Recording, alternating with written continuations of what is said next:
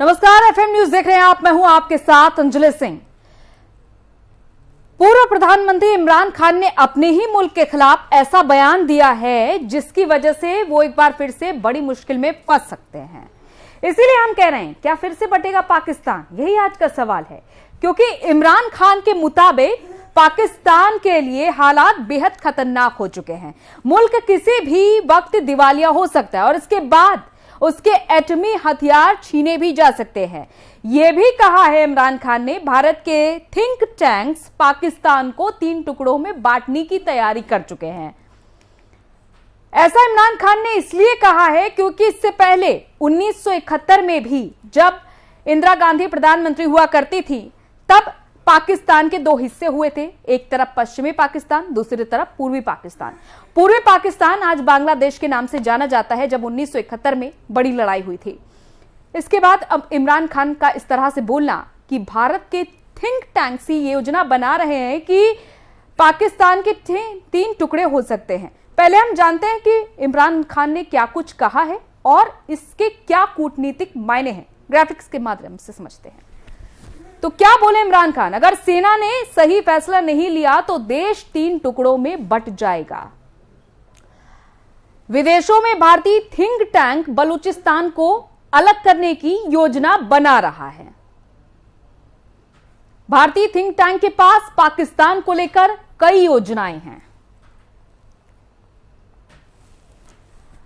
पाकिस्तान आत्महत्या की कगार पर है।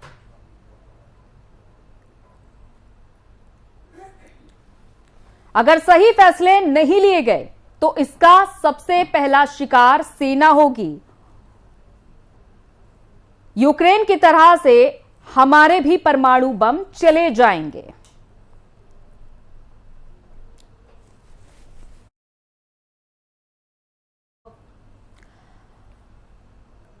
तो अब इमरान के बयान के कूटनीतिक मायने आखिर क्या है? पाकिस्तान में महंगाई, बेरोजगारी और कर्ज के चलते इमरान खान सत्ता से बेदखल हुए हैं। ऐसे में पाकिस्तान में विपक्ष के पास घेरने के लिए कोई ज्वलंत मुद्दा नहीं है क्या? और इसलिए बार बार पाकिस्तान के लोगों को भारत का भय दिखाकर सत्ता पक्ष को क्या इमरान घेरना चाह रहे हैं? इमरान आंतरिक मामलों में कुछ भी नहीं बोल पाने की स्थिति में है। इसीलिए वो लगातार पाकिस्तान की विदेश नीति पर सवाल उठा रहे हैं।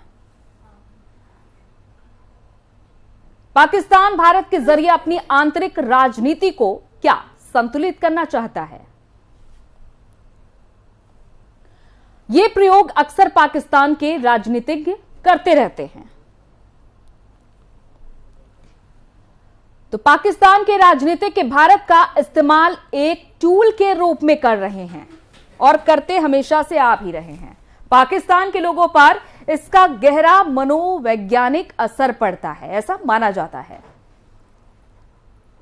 क्या इसका पाकिस्तान और भारत के रिश्तों पर असर पड़ेगा?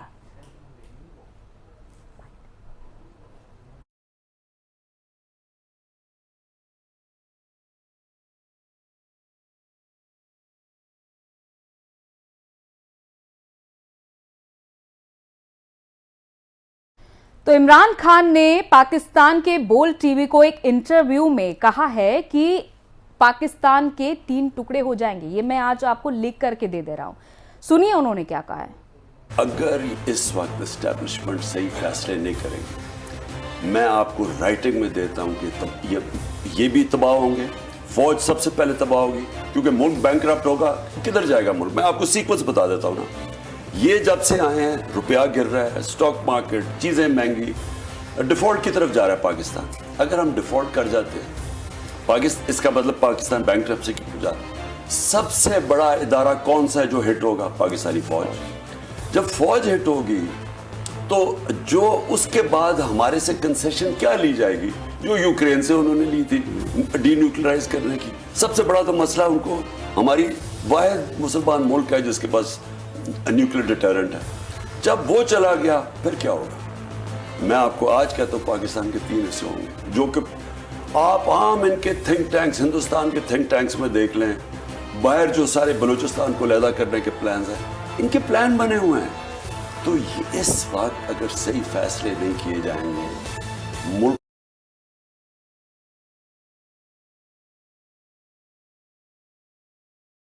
अब ये सारी बातें देखिए बलूचिस्तान को लेकर भी कही गई हैं। तो क्या बलूच राष्ट्रवादी नेताओं का आरोप है कि पाकिस्तान की केंद्रीय सरकार उनका उत्पीड़न कर रही है, उन्हें उनके वाजिब अधिकार उन्हें नहीं दे रही है। बलोच की आवाम का यह भी कहना है कि पाकिस्तानी सेना वहां अपहरण, उत्पीड़न और हत्याएं कर रही है, जिसके कारण वहां पाकिस्तान के खिलाफ भावनाएं भड़क रही हैं। सवाल यह भी कि भारत का नाम लेके आखिर कब तक पाकिस्तान डराता रहेगा। जब भारत में जम्मू कश्मीर में कोई विवाद होता है या फिर कोई भी बड़ा फैसला लिया जाता है भारतीय सरकार की ओर से, तब भी इमरान खान हस्तक्षेप करते हुए दिखाई देते हैं, और जब पाकिस्तान की अर्थव्यवस्था बिगड़ रही है तब भी इमरान खान भारत को घसीट रहे हैं। अब इससे क्या समझा जाए?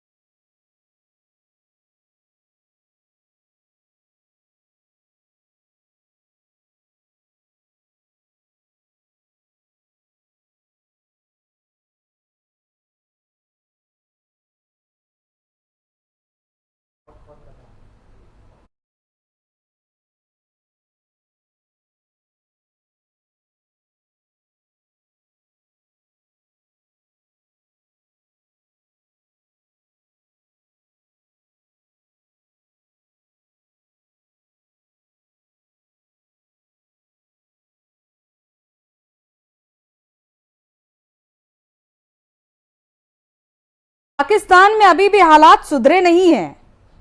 पाकिस्तान में अभी भी बवाल जारी है। इमरान खान ने कहा है कि हालात नहीं सुधरे तो देश के 3 टुकड़े हो जाएंगे, और भारत और अमेरिका इसी ताक में हैं।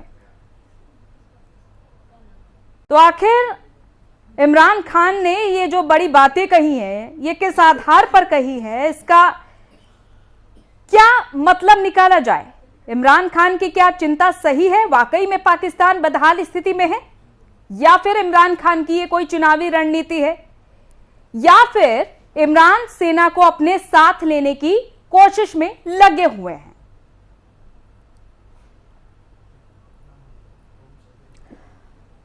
अब इस पर प्रधानमंत्री शहबाज शरीफ ने पलटवार करते हुए कहा है ट्वीट के जरिए कि इमरान ने हदें पार कर दी है। इमरान खान के ऐसे बयानों से साफ है कि उनमें देश को चलाने की कुव्वत नहीं थी। शरीफ ने यह भी कहा है कि इमरान भले ही सियासत करे लेकिन देश के खिलाफ चुप रहे। तो वहीं पीपीपी प्रमुख आसिफ अली जरदारी ने भी कहा है कि देश की बर्बादी चाहने वाले इमरान ये जान लें कि कयामत तक पाकिस्तान कायम रहेगा।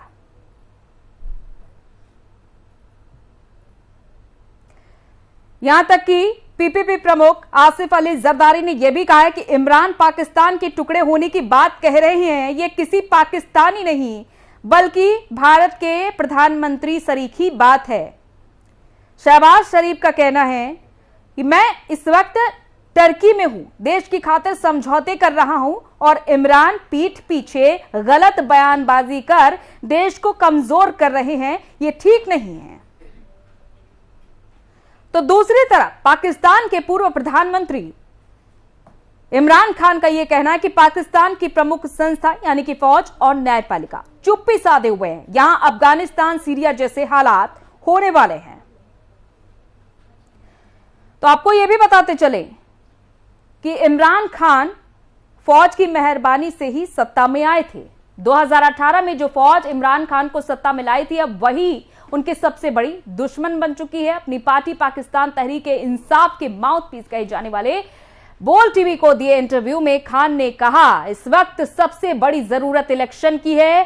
पाकिस्तान में हालात खौफनाक है, रुपए की वैल्यू गिरती जा रही है, इकोनॉमी तबाह हो चुकी है, और इसका सबसे ज्यादा असर फौज पर पड़ेगा। हमारे साथ वही किया जाएगा जो यूक्रेन के साथ हुआ है, एटमी हथियार छीन लिए जाएंगे। मैं लिख कर देता हूं कि पाकिस्तान 3 टुकड़ों में बंट जाएगा। भारत में बैठे थिंक टैंक्स इसकी साजिश रच रहे हैं। बता दें कि इमरान खान को पिछले महीने विपक्षी पार्टियों ने संसद में अविश्वास प्रस्ताव के जरिए प्रधानमंत्री पद से हटा दिया था।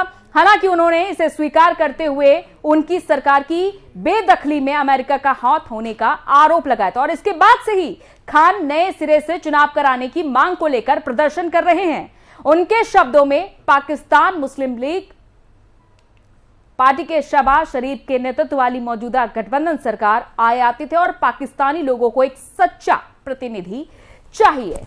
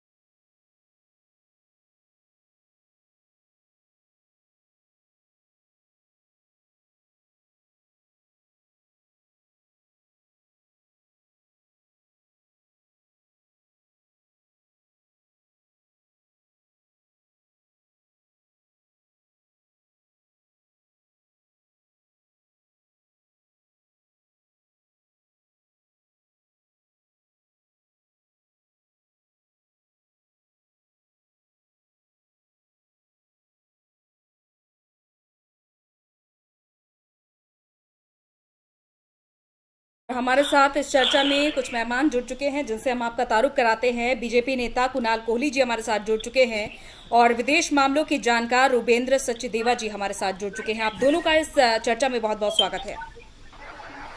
थैंक यू, नमस्कार, थैंक यू सो मच। तो सबसे पहले तो मैं रुख करती हूँ कोहली जी का। कोहली जी, आप सुन पा रहे हैं, देख भी पा रहे हैं कि इमरान खान पाकिस्तान में बैठकर किस तरह की बयानबाजियां कर रहे हैं। एक तरफ उनके प्रधानमंत्री टर्की की यात्रा पर हैं तो दूसरी तरफ वो भारत को खींच रहे हैं अपनी आपसी लड़ाई में, अपनी आपसी कूटनीति में वो भारत को खींच रहे हैं। जाहिर तौर पर भारत पीस के लिए जाना जाता है। अब आपने तो अपना अलग मुल्क बना लिया है समुदाय के नाम पर, लेकिन आप तब भी खुश नहीं हैं। अब इसे क्या कहा जाए?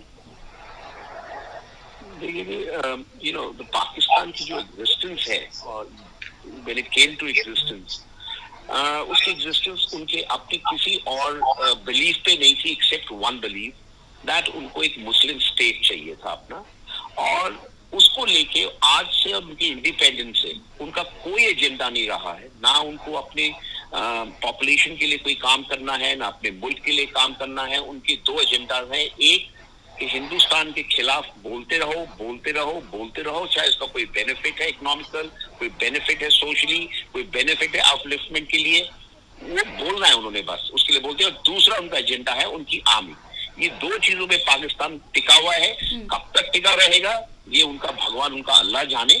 बट इतना हम जरूर बोल सकते हैं, इंटरनेशनली पाकिस्तान की कोई स्टैंडिंग नहीं है। पाकिस्तान के पास कोई मुद्दा नहीं है डिस्कस करने के लिए। पाकिस्तान के पास कोई ऐसा इशू नहीं है कि इंटरनेशनली वो किसी स्टेज में जाके अपने लिए कुछ बोल सके, उनकी अचीवमेंट्स के लिए बोल सके कि उन्होंने दुनिया को ये दिया है, दुनिया को एक अच्छा ये दिया है, एक रॉकेट तक दिया है, एक डॉक्टर अच्छा दिया है, एक साइंटिफिकली कोई अच्छा काम किया है उन्होंने दुनिया के लिए, उनकी कोई कॉन्ट्रीब्यूशन है दुनिया में। ये भी देखो, ये भी देखने वाली बात है कि जो 1971 की लड़ाई थी, जब हमने देखा था कि पाकिस्तान का बंटवारा उठा, उसी ग्राउंड को यहाँ पर भी लाया जा रहा है।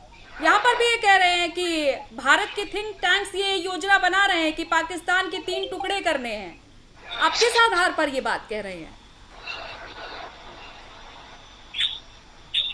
ये सवाल अच्छे है जी। जी हाँ, देखिए, as I told you, Pakistan के पास कोई भी एजेंडा और मुद्दा ऐसा नहीं है जो वो अपने मुल्क को लेके बात कर सके। उनको अगर अपनी एग्जिस्टेंस दुनिया में दिखानी पड़ती है या बताना पड़ता है कि इस भूगोल में किसी एक कोने में एक पाकिस्तान भी है, उसके लिए वो दो चीजें इस्तेमाल करता है। एक बहुत ताकतवर मुल्क हिंदुस्तान, जो कि वर्ल्ड लीडर बनने जा रहा है, विश्व गुरु बनने जा रहा है, और वो दिख रहा है। और दूसरी चीज उनका एटॉमिक बॉम्ब्स। ये दो चीजों के ऊपर वो अपने एजेंडा को चलाते हैं और दुनिया में अपनी प्रेजेंस। अगर आप पाकिस्तान की कोई भी स्टेटमेंट देखिएगा, वो हिंदुस्तान को लेके अगर थ्रेट भी कोई देता है तो एटॉमिक बॉम्ब को लेकर थ्रेट देता है। उसके पास और कोई एजेंडा नहीं है कि हम इकोनॉमिकली उनसे लड़ेंगे, हम अपने मुल्क को एक बेहतर मुल्क बनाएंगे जहाँ लोग आ सके। आज अगर आप उनका पासपोर्ट को भी अगर आप देखेंगे दुनिया भर में, सबसे बॉटम लाइन में उनका पासपोर्ट आता है और उनके लोगों को वेलकम दुनिया भर में सबसे कम किया जाता है। तो उनके पास, आप आज ये बोलिए उनके पास आज हिंदुस्तान को लेके कोई बात करें, उनकी एग्जिस्टेंस ही हिंदुस्तान को लेके है। आज पाकिस्तान रहेगा नहीं एग्जिस्टेंस में अगर उन्हें हिंदुस्तान की बात नहीं करी। उनको एक ताकत मिलती है हमारी ताकत से। देखिए कितनी विडंबना है, एक मुल्क बनाया गया जहां वो उसको अपने तरीके से अपनी एक आइडेंटिटी बनाना चाहते थे। उनकी आइडेंटिटी तो अपनी आइडेंटिटी के साथ हिंदुस्तान की आइडेंटिटी शुरू हो रहा है, पाकिस्तान का राज भी भारत के साथ शुरू खत्म हो रही है पाकिस्तान की। रविंद्र जी, आपके पास आती हूँ। जिस तरह से इमरान खान बार बार भारत को बीच में ले आते हैं, और अब तो उन्होंने कह दिया है कि पाकिस्तान के 3 टुकड़े हो जाएंगे क्योंकि भारत ऐसी योजना बना रहा है, भारत के थिंक टैंक्स ऐसी योजना बना रहे हैं। इससे क्या समझा जाए कि बार बार भारत को बीच में लाकर अपने पक्ष में माहौल बनाना चाहते हैं और भय स्थापित करना चाहते हैं भारत का पाकिस्तान में इमरान खान? Thank you. 2 या 3 चीज। बाय द वे, हम भी खुद एक थिंक टैंक है इमेजिन इंडिया, तो हम भी कुछ स्ट्रैटेजीज बना रहे हैं, बट जो इमरान खान कह रहे हैं वो तो अपने सपनों में रह रहे हैं। 1 सेकेंडली, असलियत में देखा जाए तो actually Imran Khan domestic of course politics को खेल रहे हैं और उसमें वो सक्सीड मुझे तो होते दिख रहे हैं। पहली बात देखिए, उन्होंने पाकिस्तान के अंदर जो स्टोक किया है वो है एंटी अमेरिकनिज्म। ये सब जानते हैं पाकिस्तान के अंदर भी पिछले 20 साल या कहिए 40 साल से अमेरिकन फॉरेन पॉलिसी इंटरफेयर करती थी, अमेरिकन जनरल्स कोलैबोरेट करते थे, पाकिस्तान की सिविल गवर्नमेंट भी कोलैबोरेट करती थी, करप्शन होती थी और देश का रास्ता वैसे ही चल रहा था। तो आम आवाम वहां पे डेफिनेटली उस सब के अलावा भी इस्लाम के मामले को लेकर के एंटी अमेरिकन सेंटीमेंट है पाकिस्तान में, जिसको इमरान खान बहुत पुश कर रहे हैं। दैट इज 1, नेशनलिज्म को लेकर के अपनी। सेकंड, वो पुश कर रहे हैं इस्लाम को लेकर के। अगर आप देखिए तो जितने भी बाकी और कैंडिडेट्स या पार्टीज हैं, सब बात तो करते हैं इस्लाम की, पर इमरान खान ज्यादा बात कर रहे हैं इस्लाम की और कह रहे हैं देखो कैसे मैंने अगेंस्ट इस्लामोफोबिया 15 मार्च को यूनाइटेड नेशन में रेजोल्यूशन पास हुआ कि भाई दुनिया में इस्लाम के प्रति हेट्रेड बढ़ रही है, बढ़नी नहीं चाहिए। बात तो ठीक है, पर वो कहते हैं कि ये रेजोल्यूशन मैंने इंट्रोड्यूस और पास कराया, वो भी बात ठीक है, तो वो इसके भी नंबर कमा रहे हैं। तीसरी बात, सबसे ज्यादा जो अब इनका लेटेस्ट नैरेटिव चेंज हुआ है और अभी इंडिया पे हम और आते हैं, इनका नैरेटिव अभी रिसेंटली चेंज हुआ है न्यूक्लियर को लेकर के। देखिए, इस्लामिक वर्ल्ड के लिए जब पाकिस्तान ने nuclear bomb, not Islamic world के लिए, अपना जब न्यूक्लियर बॉम्ब बनाया था तो पाकिस्तान कहता था ये हमने बनाया है और ये इस्लामिक वर्ल्ड को हमारी सौगात क्या देन है। इस्लामिक वर्ल्ड के हम साइंटिफिक लीडर, हमने न्यूक्लियर बॉम्ब बनाया, तो पाकिस्तान के लिए एक मैटर ऑफ प्राइड है। अब वो क्या कर रहे हैं, इसका भी डर दिखा रहे हैं कि अगर जिस रास्ते हमारा देश जा रहा है तो अमेरिका और भारत जैसे देश हमारी न्यूक्लियर कैपेसिटी को भी क्रिपल करने जा रहे हैं। तो वो जो ये 3 डर दिखा रहे हैं या 3 अट्रैक्शन जो भी दिखा रहे हैं, मुझे लगता है इसका इन्हें आम आवाम में अच्छा रिस्पांस मिलेगा। That is 1, we don't know. Secondly, India को लेकर के जो ये कहते हैं ना, इसमें 2 एंगल हैं। इंडिया को ये एक तरफ से खतरा दिखाते हैं और दूसरी तरफ से इंडिया को एक अपना आइडियल या ऑब्जेक्टिव दिखाते हैं ना। देखिए, देश में होप भी तो जगानी है, तो जब ये होप जगानी है इनको अपने देश के अंदर, तो ये दिखाता है कि भाई देखो इंडिया में इतने आईटी, जैसे भी हमसे पहले मेरे एमिनेंट कोलीग बता रहे थे कि इंडिया के कितनी प्रोग्रेस है साइंस में, अचीवमेंट्स में, टेक्नोलॉजी में, आप हर फ्रंट पे लीजिए, इकोनॉमी में भी। तो एक तरफ तो वो दिखा रहे हैं कि देखो हमारे जैसा इंडिया वहां पहुंच गया, हम क्यों नहीं पहुंच सकते वहां। अच्छी बात है, बिल्कुल राइट। पर दूसरी तरफ वो ये दिखा रहे हैं कि इंडिया का डर कि अगर हम प्रोग्रेस नहीं करेंगे तो इंडिया हमारे लिए खतरा है। तो ये सारी चीजें जो इमरान खान खेल रहे हैं वो अपनी डोमेस्टिक पॉलिटिक्स में खेल रहे हैं। मैं एक छोटी आखिरी और चीज कहूंगा, इसमें ये जो मोमेंटम बन रहा है इस समय पाकिस्तान में, देखिए पाकिस्तान की पार्लियामेंट की इलेक्शन टेक्निकली तो है अगले साल जून अगस्त में कभी, या पार्लियामेंट नहीं आनी चाहिए। तो शाहबाज शरीफ जो आए इनके पास 1 साल या 12 महीने का वक्त है, इसमें क्या कर लेंगे ये वन, जितना भी कर लेंगे। बट एक अहम टारगेट डेट है मेरे को लगता है दोनों तरफ से, वो है नवंबर की। नवंबर में नए आर्मी चीफ की अपॉइंटमेंट होनी है। तो इमरान खान का शायद ये पूरा कोशिश है, तभी वो बार बार बात कर रहे हैं इमीडिएट इलेक्शंस कराओ, कि भाई इलेक्शंस जल्दी हो जाए, माहौल हो जाए, जून जुलाई में इलेक्शन हो। इमरान खान ने कि हमारे साथ वही किया जाएगा जो यूक्रेन के साथ हुआ है, एटमी हथियार छीन लिए जाएंगे, मैं लिख कर देता हूं। फिर से वही बात कि पाकिस्तान के 3 टुकड़े हो जाएंगे। इसे किस परिप्रेक्ष्य में देखा जाए कि हमारे एटमी हथियार छीन लिए जाएंगे? क्या ये सीधा सीधा भारत पे निशाना है? नहीं, ये तो एग्जैजरेशन है। देखिए पॉलिटिकल रेटोरिक में आपको जो भी कहना है, अपनी आवाम को मैसेज देना है, डराना है या उकसाना है या होप देनी है, बड़ी चीज कहते हैं, उसकी असलियत थोड़ी है। यूक्रेन के पास कौन से एटॉमी हथियार थे जो छीन लिए गए? और एटॉमी हथियार छीनना ऐसे आसान नहीं होता। बट याद रखिए प्लान्स हैं कुछ देशों के, जिनके भी हम कह नहीं सकते, कि अगर कभी ऐसे हालात आए कि पाकिस्तान एक टोटल फेल्ड स्टेट हो जाए, तो निस्बत की पाकिस्तान की न्यूक्लियर वेपनरी या जो भी है वो आतंकियों के हाथ या डिसऑर्गेनाइज लोगों के हाथ पड़े, उससे पहले पाकिस्तान की न्यूक्लियर फैसिलिटीज को कुछ न्यूट्रलाइज करने के कुछ आइडियाज प्लान्स तो होंगे ना दुनिया में। मैं ओवरऑल कह रहा हूं, मैं भारत की तरफ से नहीं कह रहा हूं, राइट, होने चाहिए भाई, क्यों नहीं होने चाहिए।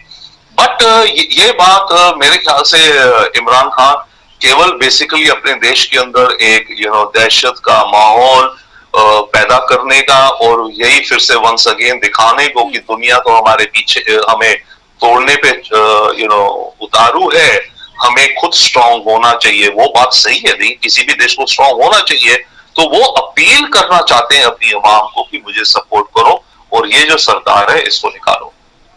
बिल्कुल कुणाल जी, कभी अचानक से इमरान खान पीएम नरेंद्र मोदी की सराहना करने लग जाते हैं, और इससे पहले भी हमने जब देखा कि जब तक वो प्रधानमंत्री की कुर्सी पर रहे लगातार वो हस्तक्षेप करते रहे, चाहे वो कश्मीर में धारा 370 हटने का मुद्दा हो या फिर कोई भी बड़ा फैसला हो जम्मू कश्मीर से जुड़ा हुआ, लगातार हस्तक्षेप उनका देखा गया, लगातार बयानबाजियां, और जब उनके हाथ से सत्ता गई तो उन्होंने सराहना करनी शुरू कर दी। अब फिर से वही हालात हैं कि खिसियानी बिल्ली खंबा नोच रही है, ऐसा ही कुछ देखा जा रहा है। देखिए हम लोग उनके लिए आइडल तो हैं।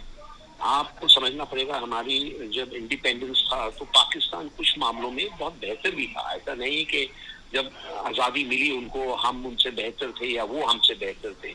कहीं ना कहीं we were on the level ground, हमारी सेम लेवल ग्राउंड थी। आर्मी हमारी सेम थी ब्रिटिश टाइम से।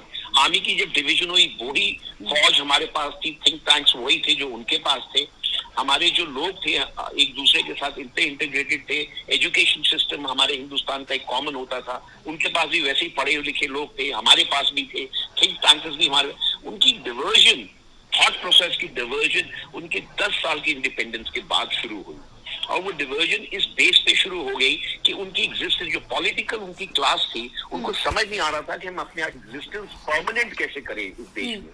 उस देश में एक परमानेंट एग्जिस्टेंस के लिए उन्होंने एक शब्द उठा लिया था। सो वहां खलीफापन जो आया कि हमें मुस्लिम देशों का खलीफा बनना है। देखिए आपको किसी चीज के लिए ताकतवर बनना पड़ेगा या कुछ बनना पड़ेगा, तो आपकी कंपैरिजन भी उस ताकतवर इंसान से आपको करनी पड़ेगी। अगर किसी को अपने आप को दिखाना है कि मैं एक बहुत अच्छा पहलवान हूं, तो एक बड़े पहलवान को चैलेंज करेगा, चाहे उसे लड़े ना लड़े, वो अलग बात है। सो पाकिस्तान की सिचुएशन उसके 10 साल की इंडिपेंडेंस के बाद ये हो गई थी कि उसने एक बहुत बड़ा पहलवान, हम एक बड़ी उभरती हुई अच्छी बड़ी ताकत बनना शुरू हो गए थे, और पाकिस्तान पीछे रहना शुरू हो गया था। वहां पे उनकी जो पॉलिटिकल क्लास थी उनको समझ नहीं आ रहा था कि हम अपने मुल्क को कैसे एक डायरेक्शन दें।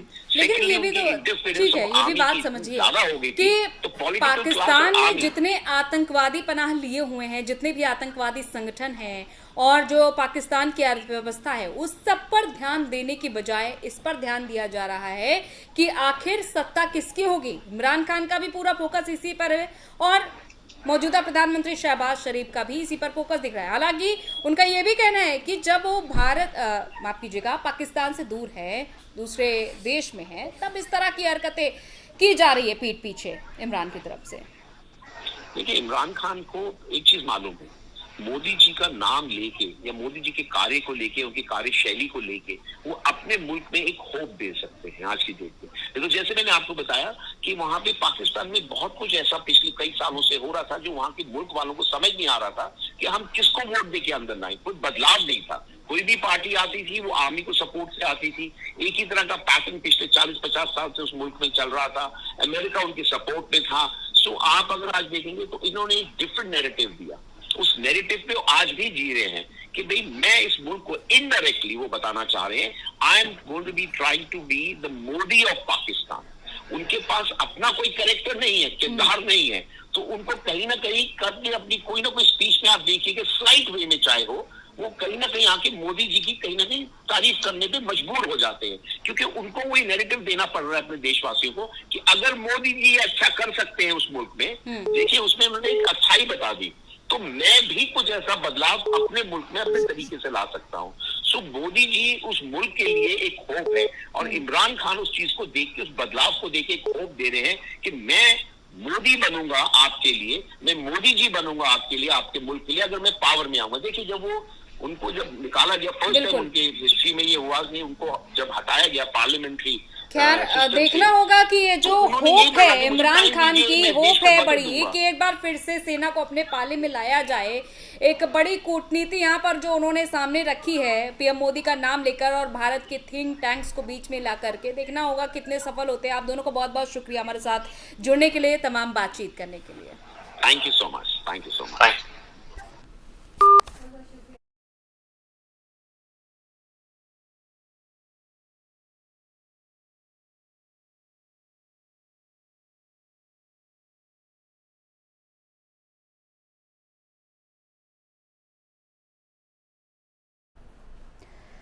तो अब ये देखना होगा कि इमरान खान जिस उम्मीद के साथ फिर से ये आवाज बुलंद कर रहे हैं कि चुनाव फिर से कराने चाहिए, नहीं तो 3 टुकड़े हो जाएंगे। देखना होगा कि आखिर आगे क्या क्या होता है पाकिस्तान में। इसी के साथ इस बुलेटिन में इतना ही, इजाजत दीजिए, नमस्कार।